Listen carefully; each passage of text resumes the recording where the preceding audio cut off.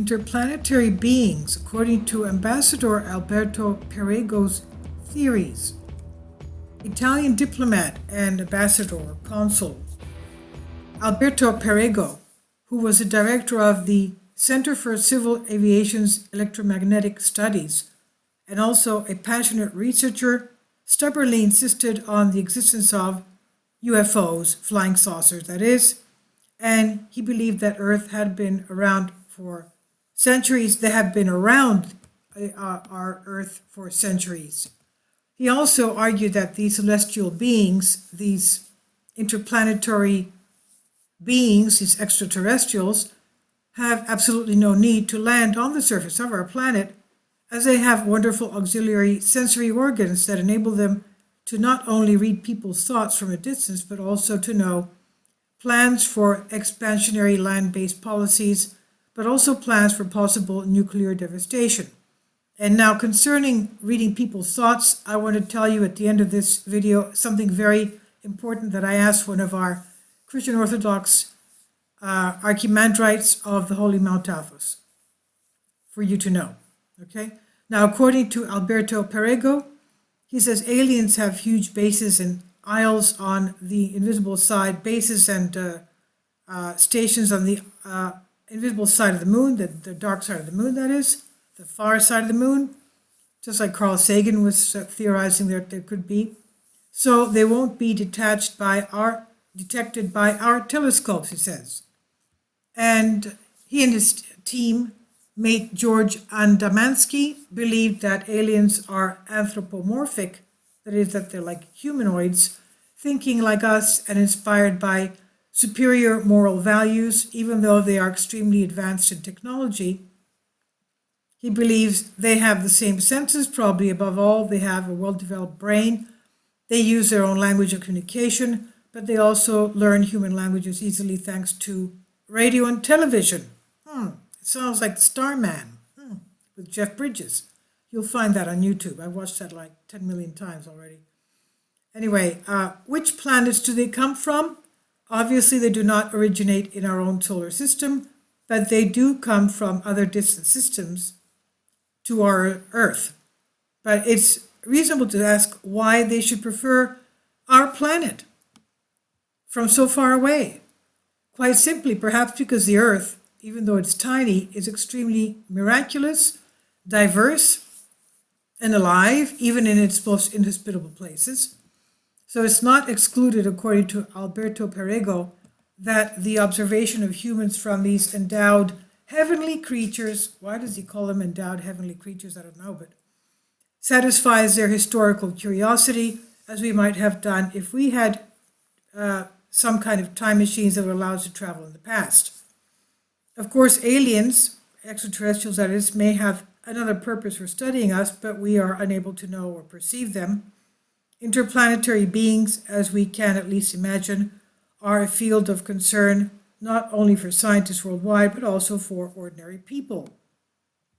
This was published on newspaper Eleftheria, meaning freedom in Greek, on July 1st, 1959.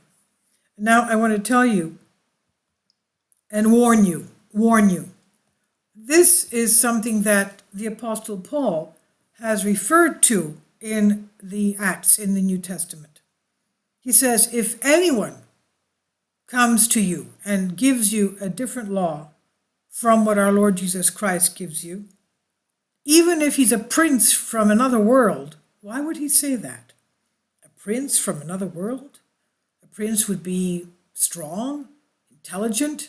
You know, there are certain ancient priests. I think it was Pharaoh of Egypt.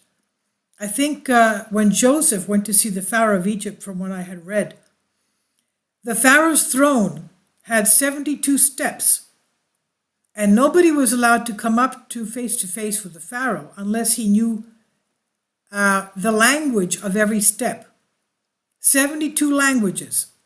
You could only come up each step if you knew the language, and the Pharaoh supposedly knew all those 72 languages. We shouldn't be surprised because they were offspring of Atlanteans, according to what Thoth told us in the Emerald Tablets. Thoth was one of the first deities of ancient Egypt, and he built the Giza pyramids, he tells us. All right, so even in China, these star people, these space people who came down from heaven from somewhere else, were the original gods of China, and the first emperors of China were their offspring.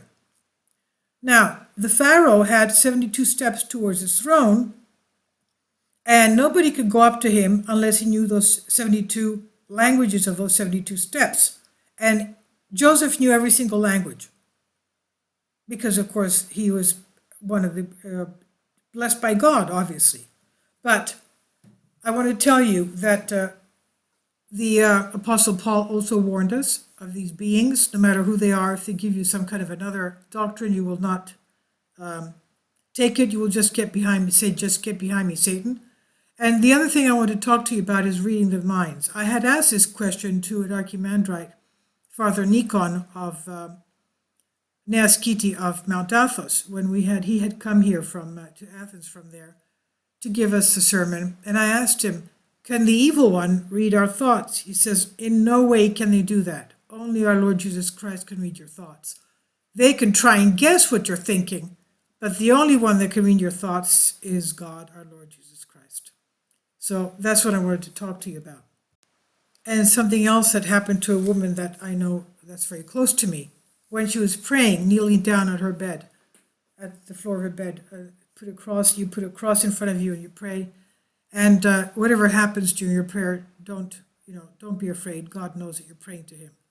So what happened to this woman is that she was praying, and all of a sudden, it seemed like the wall behind her, in front of her, had disappeared.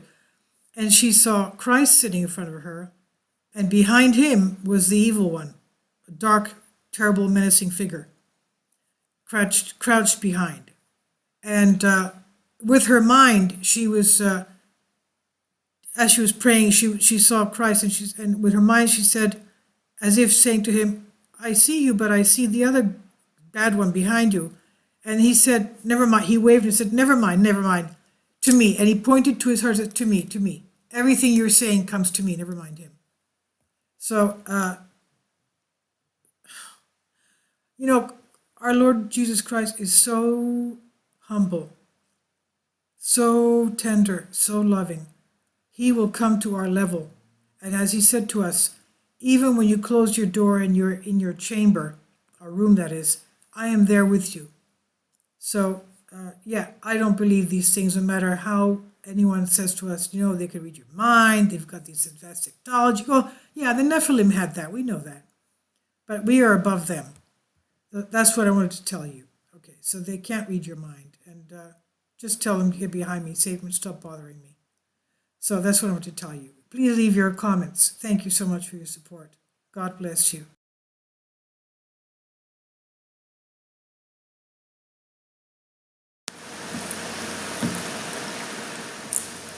If you'd like to join me on my Patreon account, you will hear content not covered by mainstream media.